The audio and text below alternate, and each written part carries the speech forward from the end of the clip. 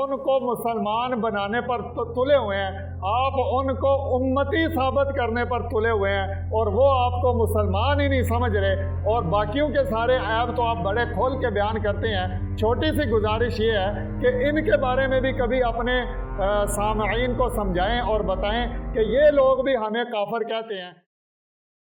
امن یجیب المضطر اذا دعا لا الہ الا ہو، الصلاۃ والسلام علی النبی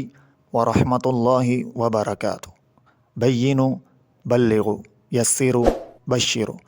السلام علیکم ورحمۃ اللہ وبرکاتہ۔ نام نہاد اسلامی اسکالر، میں سن رہا تھا کہہ رہے تھے فلاں فلاں کو کافر کہتا ہے، وہ اس کو کافر کہتے ہیں، وہ اس کو کافر کہتے ہیں، آپس میں ایک دوسرے کے ساتھ لڑتے رہتے ہیں۔ یعنی وہ تو بہرحال صاف کھلے الفاظ میں کہہ رہے تھے کہ سنی بریلوی آپس میں ایک دوسرے کو کافر کہتے ہیں، بریلوی وہابی ایک دوسرے کو کافر کہتے ہیں، اہل حدیث سنیوں کو اور سنی فلاں وغیرہ، یعنی سارے آپس میں ایک دوسرے کو کافر کافر کہتے رہتے ہیں۔ تو میں نے ان کی ایک دو اور ویڈیو نکالی اور ان کو دیکھا کہ جب ان سے سوال کیا گیا قادیانیوں کے بارے میں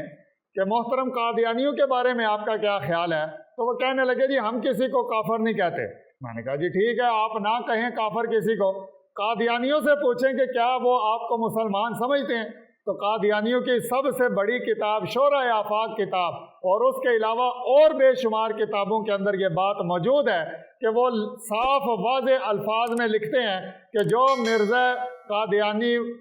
اور ملعون کو جو بندہ جو مسلمان اس کو سچا نبی نہ جانتا ہو وہ کافر ہے، پکا جہنمی ہے، اور طرح طرح کی گالیاں غلیظ قسم کے الفاظ استعمال کرتے ہیں۔ آپ ان کو مسلمان بنانے پر تلے ہوئے ہیں، آپ ان کو امتی ثابت کرنے پر تلے ہوئے ہیں، اور وہ آپ کو مسلمان ہی نہیں سمجھ رہے، اور باقیوں کے سارے عیب تو آپ بڑے کھول کے بیان کرتے ہیں۔ چھوٹی سی گزارش یہ ہے کہ ان کے بارے میں بھی کبھی اپنے سامعین کو سمجھائیں اور بتائیں کہ یہ لوگ بھی ہمیں کافر کہتے ہیں، لیکن خدا را پورا سچ بتایا کریں،